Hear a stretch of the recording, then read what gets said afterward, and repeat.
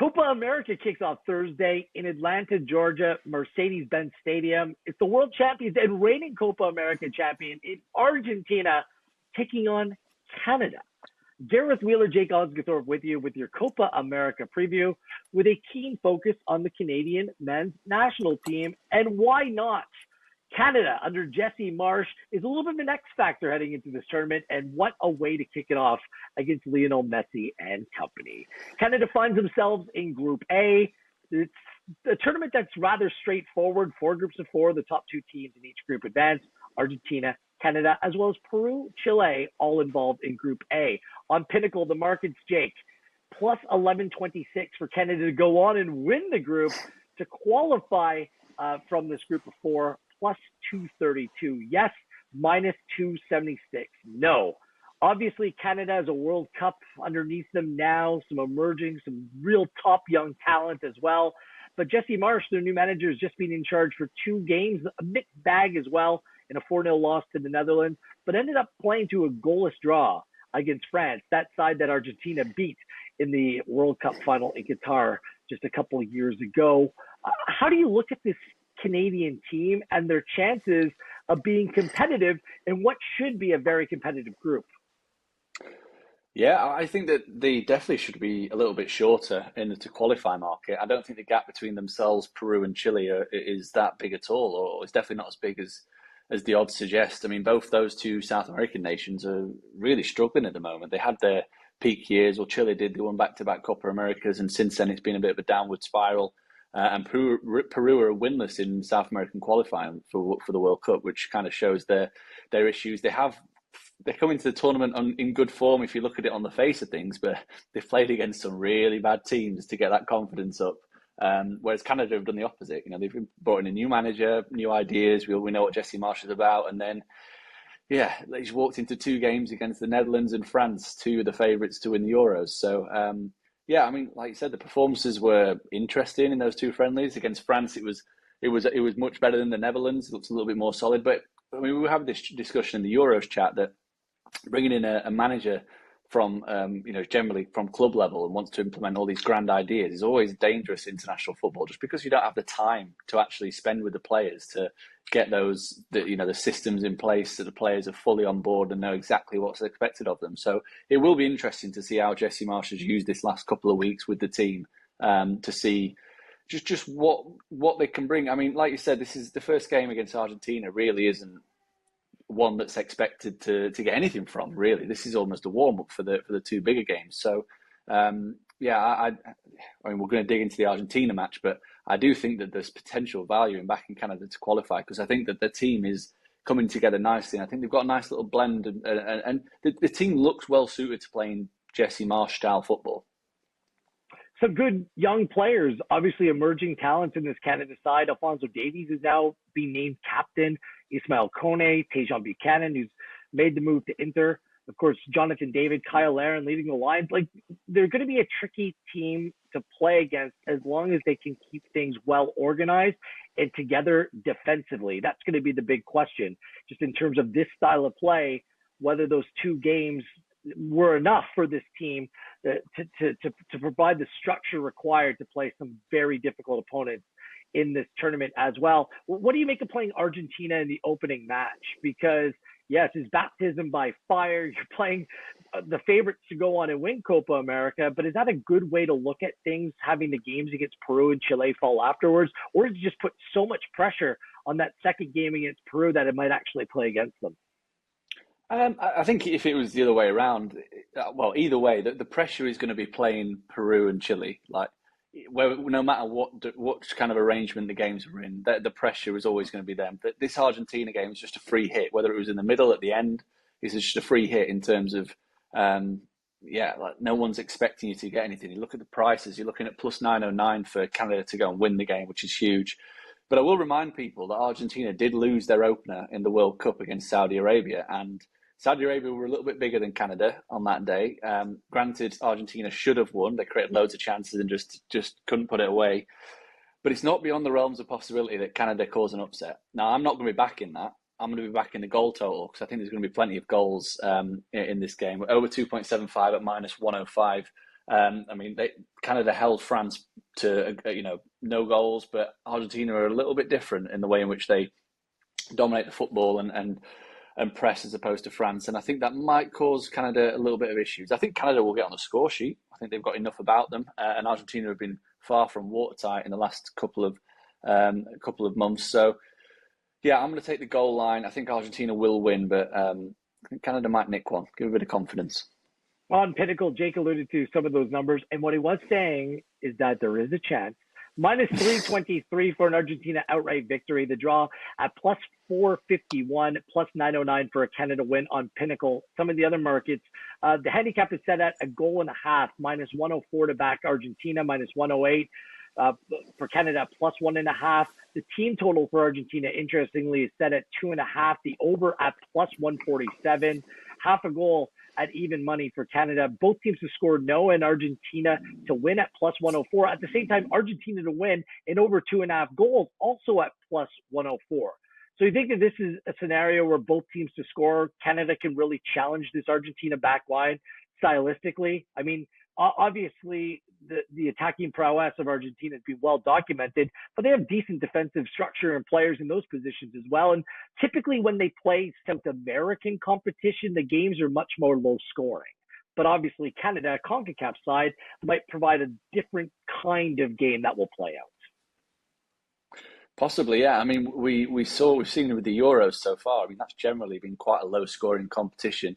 But it's exploded with goals so far this tournament in terms of compared to previous history.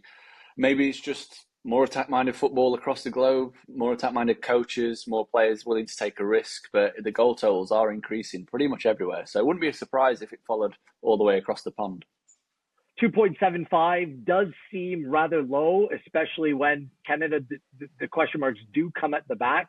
And certainly Argentina can score with the best of them and want to get off to a flying start. It's going to be a massive crowd in a big stadium, a big field kicking off that tournament. And Argentina want to send that message to go back to back in terms of Copa America wins. I want to look ahead very quickly to Peru, Canada, the second match. It's going to be played in Kansas City, Missouri. Canada's actually a favorite in that game on Pinnacle as things stand. Plus 142 to win. Peru at plus 210. The draw at plus 213. The handicap at a quarter of a goal in Canada's favor. Plus 107 if you want to back them, which is a decent number if you think that Canada can come away with something in this game. And the total is set at just 2.25. The over at minus 101, minus 120. Is there a preferable play in their second game and get in on it early before maybe a watch and brief in the first game? Like Peru, Chile, that's going to be a critical match as well. How do you look at this? Yeah, I mean, it's always difficult when you've not seen the first game. Because if Peru get a result against Chile, you get a win, then they're going to approach this game completely differently as if compared to if they lose. But I mentioned before about Peru's form. Winless in World Cup qualifying. They've been beaten to 0 in 5 of the 7. And that might be something I'd be interested in. The prices aren't there yet for both teams to score no. But that could be something I'd be interested in. But again, I want to see Jesse Marsch's Canada team as well. Even if they get, comfortably beaten by Argentina, having vision of what he's trying to do, see if it'd work with a lesser team, I think is pretty important. And I mentioned Peru. They're coming in decent form. They've won 3 of the last 4 internationals, but they played Nicaragua, Dominican Republic, Paraguay, and El Salvador. So they've not really been tested. It's been purely trying to get confidence up. So I think Peru, I understand Canada are favourites. I definitely would have them favourites myself. But yeah, I want to watch them both play first before I make an official play. But if you have made me pick now, I would be taking both teams to score now. The historical context of this is very interesting because Canada doesn't regularly play teams from South America. They've only played Argentina, Chile, Peru in total 7 times before. They've won once over that span. Came in 1988 against Chile. I'm not even sure if you were born at that time, Jake. And then beyond that, they played Argentina once. It was a 5-0 drubbing. It was a celebration match for Diego Maradona ahead of the 2010 World Cup. And Canada were invited down. But Canada are a much different side this time around. Stylistically, are they built to play that cagey, physical, stop-start style of South American football? It's going to be a really big test and a different test for Canada, something that they haven't faced or they've rarely faced, especially on a stage like this. They did beat Colombia to win the Gold Cup in 2000. Perhaps some of that magic is still floating around this Canada side. We will see. In terms of outright in this tournament, as I mentioned, Argentina won the last edition, Brazil before that, Chile back-to-back before that in 2015 and 2016. When you're looking at the outright markets, obviously the usual suspects of Argentina and Brazil will be leading the pack in terms of being the favorites for this tournament. But is there an outright play to be made? Well, I mean, I generally don't like backing the favourite when they're so short in the outright, but I can't look past Argentina. I really can't. You mentioned they're the reigning world champions, they're the reigning Copa America champions. They know how to get it done in finals. We're talking about a team that is, slightly evolved from the World Cup. They brought in a few more younger players, but the majority of it is still there, and I think they're still at their peak. I mean, Lionel Messi's peak is just never going to end. He's just going to carry on being the best player ever, forever. But the reason I want to back Argentina is just because of the draw. I mean, the draw is so favourable for Argentina. We've talked about their group, Canada, Peru, and Chile. If they make it top of the group, they're going to play Mexico or Ecuador, really. And then a semi-final matchup against either Mexico or Ecuador or another team from their own group, which should be fairly straightforward. So they should have no problems at all getting to the final. And at the flip side, you've got Brazil, Uruguay, Colombia, and the USA are all in the same half of the draw. And they're all going to be playing each other to get to the final. They're going to have a really, really difficult time. They're going to be physically, mentally exerted compared to Argentina, you'd imagine. So a huge advantage for Argentina, and I probably would make them a little bit shorter and a favourite than what they currently are. So they would be my play. The long shot for me, where the number doesn't make a whole lot of sense, or maybe it does the way that you described it, is Colombia at plus 1,000 as outright winners of this tournament. Colombia are on a run right now. They're unbeaten in their last 23 games. Their last loss was 1-0 to Argentina back in February of 2022. And over that stretch, they beat Japan, Germany, Brazil, Mexico twice, Spain in March. They beat Romania, if you want to put them in a sub-tier below them. And they have really good players who are playing in top leagues across the board. Obviously, Luis Diaz of Liverpool is the star man of the team, but Lucchini of Bologna had a great season. Minion, Davinson Sanchez, Munoz of Palace, same thing with Lerma. Like, this team has difference makers across the board. And James Rodriguez has come back into the team. He's played 10 of the last 12 games as captain, and he's still only 32 years of age and provides that little bit of a next level quality. Plus 1,000 is a play I can get behind. They're in the same group as Brazil. I mean, they might have to face the United States, which wouldn't scare me. I think that there's impetus to go on and try to win this group. I think they can. I don't think they're that much of a long shot behind Brazil here. And if you avoid Uruguay and Marcelo Bielsa, who's also an outsider in this tournament, but one worth taking a look at, I think that there's a play to be made for Colombia to reach the semifinal at plus 147 will be a futures play that I will make. Do you think that Colombia or Uruguay or even Ecuador potentially could play spoilers in this tournament, Jake? Potentially. Like I said, the issue you have with Colombia and Uruguay is that they are on the same half of the draw. If everything goes according to seeding, then Colombia will play Uruguay in the quarterfinals. And then if Colombia or Uruguay win that, they're probably going to have to play Brazil in the semifinals, which is a really tough run of fixtures. And that's kind of what puts me off Uruguay at plus 475. I was coming into this thinking I'm going to back Uruguay because I like the way in which they're playing, I like the direction in which they're traveling under Marcelo Bielsa. The squad looks great. But it's a short price to say that they've got to get past Colombia, they've got to get past Brazil, and then they've got to beat Argentina as well in the final. Like, that's too short for me. And then Colombia is a little bit bigger price, as you mentioned. But the way I'd go about backing Colombia, because it's just for the same reasons they're probably going to have to play all those teams, is backing them to win the group. I think there's real juice in backing Colombia to finish above Brazil in that group at plus 265.